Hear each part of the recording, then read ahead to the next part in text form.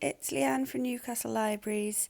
Today I am here to read you part of a James Patterson and Chris Grabenstein book.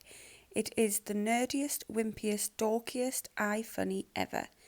This book is available on our BorrowBox service.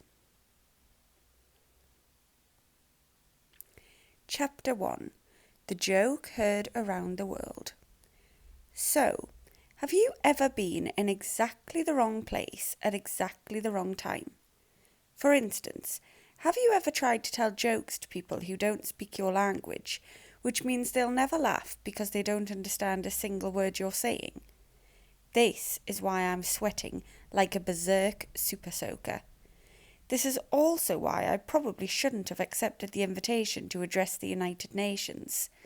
They wanted me to ask the assembled diplomats to play nice with each other for the sake of kids all around the world. I think the last time some of these guys played nice, there were snakes involved. Talk about your mission impossible. Yes, I've done some amazingly incredible stuff in my young life. I've won the first ever Planet's Funniest Kid stand-up comedian contest, even though technically I can't stand up. And I wasn't really up against the planet like I am now, just the United States. I have my own TV show on BNC. I've even kissed a few girls. But telling jokes that'll make all 193 member states of the UN General Assembly chuckle, it's a nightmare. When you think about it, I sputter into my microphone, we humans are all one big family. Dozens of translators instantaneously repeat what I just said into the earpieces of hundreds of frowning foreign dignitaries. I slide into a joke to soften them up. Speaking of happy families, the other night I cooked dinner for my family. It was going to be a surprise, but the fire truck showing up sort of ruined it. I smile, nervously, and wait for the translators to finish my joke for me in all sorts of languages. When they're done, I'm still smiling and sweating, but nobody is laughing. Why does this boy set his house on fire? Demands one delegate in a thick Slovenian accent. Does he ask us to cook dinner for his family? Asks a German lady. I object, proclaims the Chinese ambassador. The happy family is a Chinese dish and must be stir-fried in a wok with bamboo shoots. You guys, I plead, it's just a joke.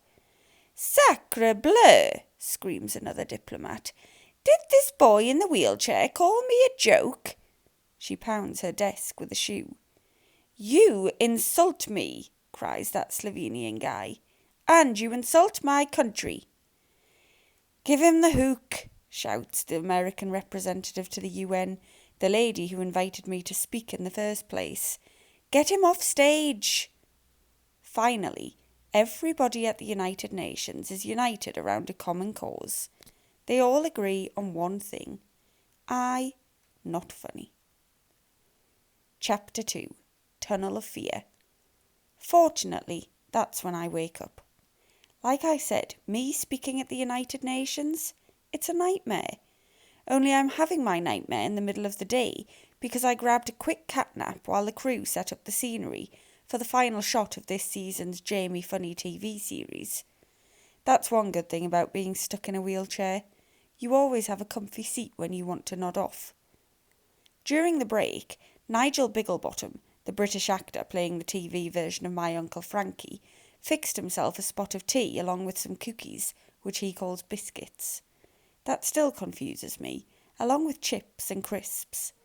Everybody else is guzzling coffee, water and soda pop. When you work on a TV show, free snacks and beverages are everywhere.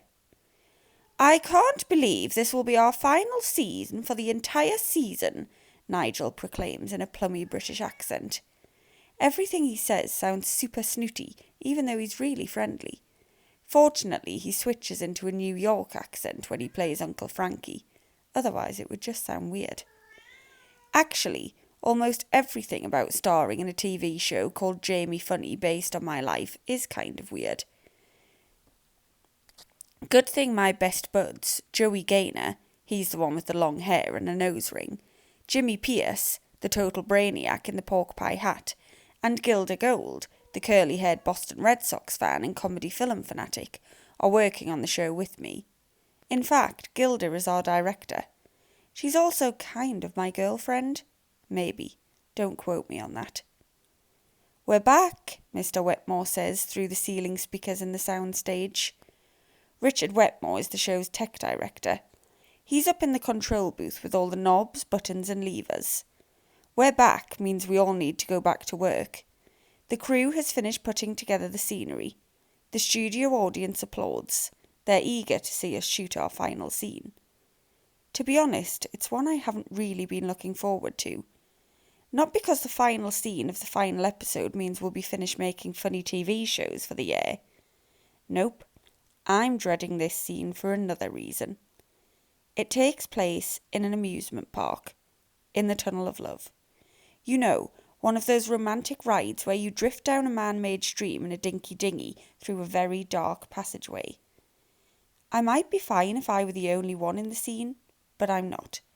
I'll be sharing the boat with Donna Dinkle, the Hollywood sitcom star playing Gilda Jewell. Yes, that's the TV version of Gilda Gold. And guess what the script says we do at the end of the scene when we come out of the Tunnel of Love? That's right, we're supposed to kiss. I hope you enjoyed that. That was the Nerdiest, Wimpiest, Dorkiest, iFunny ever. This book is available on our BorrowBox ebook service. At the minute, we also have a select and collect service running, so if you hop on to the council website, you'll be able to read about that and you can order some books. Thank you for listening, and I'll see you soon. Bye-bye.